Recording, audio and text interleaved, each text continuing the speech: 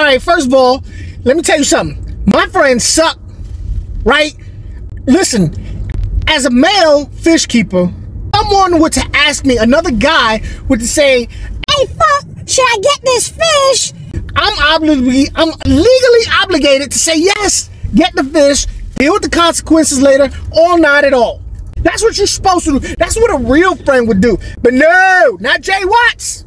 Jay Watts is gonna go ahead and say, "No, don't get that fish. I wouldn't do that." The hell, man? Ha, Jay Watts, you can kiss it. Mwah. Because the second fish on my list just happens to be banging. They're the bomb. I wasn't even gonna get those fish anyway, Jay Watts. I got these and they mow better.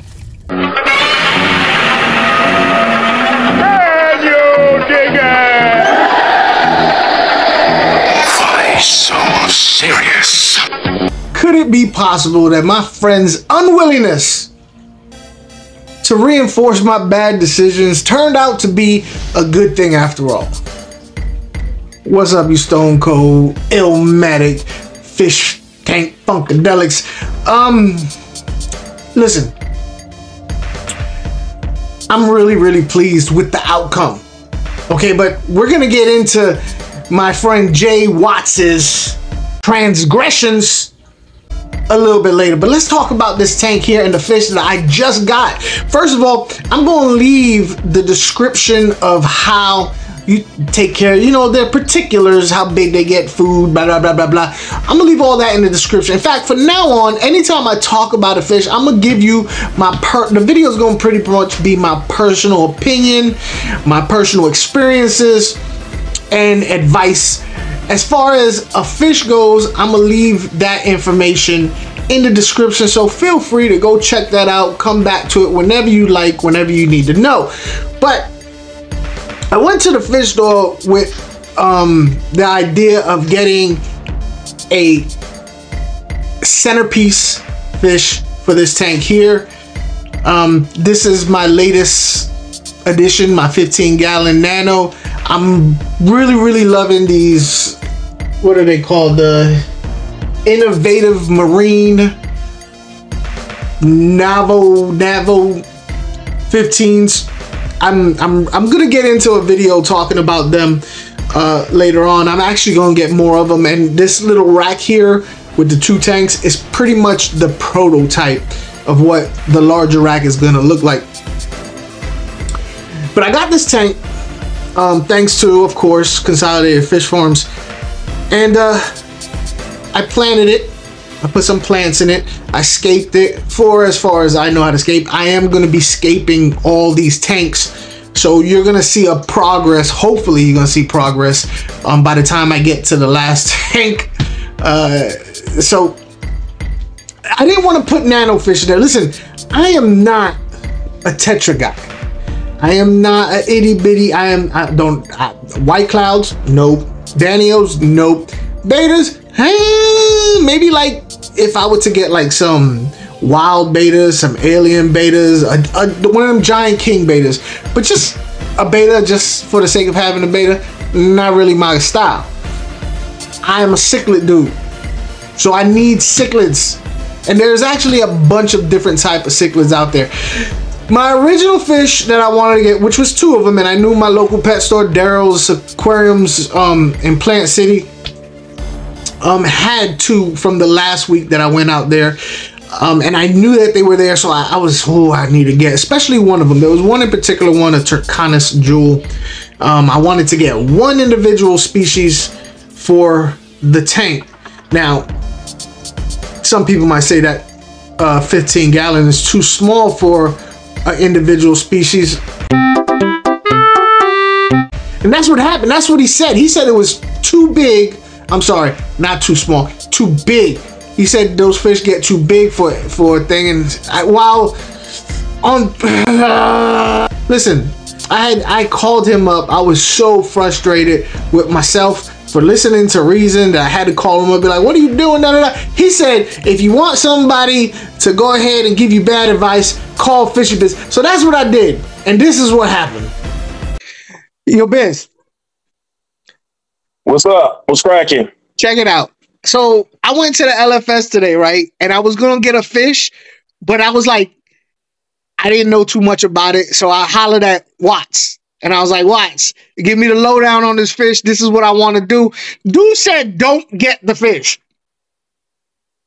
He said, what?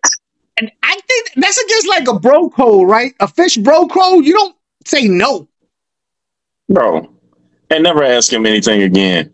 Don't get the fish. Who said don't get the fish? That's like 4 words that are not in this hobby, bro. Like, you're not saying that to you don't say that to your partner, man. It's always get the fish. Never call him again, bro. Call me all the time. I'm always tell you to get it.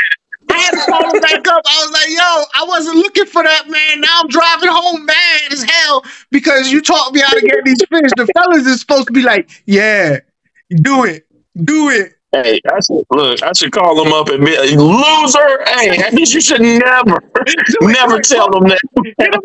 Hit him up. Are you on your phone right now, or is it you have another device? No, I can't even use this one. I'm just saying I should call him a loser right into his face. Yeah. In fact, I hope you're watching this, Watts. I hope you're watching this. I'll put this on video.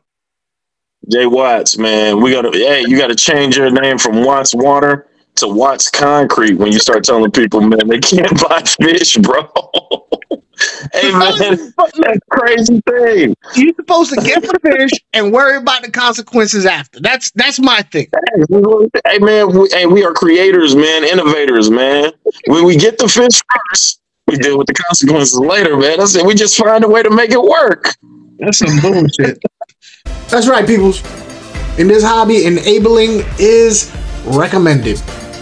So it's either the Zirconis jewel, which I've never had. I've had jewels, but I never had a Zirconis, or it was the Kribensis. And I was kind of like this with the Kribensis. I've had them before. I actually absolutely adored them. I loved them. They was awesomeness. They were the goodest fish. Top 10 goodest fish I ever had. Did I just say awesomeness and goodest? They were the top 10 goodest fish I ever had. But, I mean, Kribensis is pretty common, but they're normally common, and people put them in their tanks as a other fish. Yeah, I have this, and I got some other fish. But the thing is that the Kribensis cichlid is actually one of the most interesting small cichlids out there. For instance, it's the female that gets all the colors. In the fish world, that's actually backwards. Mostly, it's the males that get most of the colors. Initiating mating, females. The females are the one that push the issue when it comes to bonk chicken wow wow. The male Kribensis is a lucky fish. And parenting, they are absolutely incredible parents. I had them about 5 years ago, and I watched them parent their fry, and I thought it was absolutely heartwarming. I know, I was talking all mushy, but it was cool. It was cool. I put it that way. So I went there with the intent on getting these Zirconis. I called Jay Watts because he's very experienced with them, just to get his opinion. I knew the specifics, but I wanted his personal opinion. He said no. Jay, but that's fine though, because I got a hold of this pair. They're already a mating pair, Kribensis cichlids, and they are on the bigger side of what you normally buy at the fish store, because somebody brought them in, right? And some people might be a little bit hesitant about buying fish that was brought in from another person's fish, but I did my due diligence, and I talked to the people who worked there up at Darrell's. I said, hey, can you tell me about the person who brought him in? Oh, he's been coming here for years. Okay, so he's an experienced fish keeper. Has he ever brought fish to you before? Yeah. How did they come out? They were great. Okay, I took the chance. I could have left them, but they would not have stayed long. And I'm really glad I did, because I've only had them in here for a short period of time, and the female is already out and about exploring. The male is way more skittish. The male is way more skittish, which, when it comes to this cichlid, is to be expected. She's incredibly prego. Very, very, very prego. And I imagine right about now she is looking for somewhere to spawn her eggs so that the male could go ahead and skate all over them. But they like doing it in caves, right?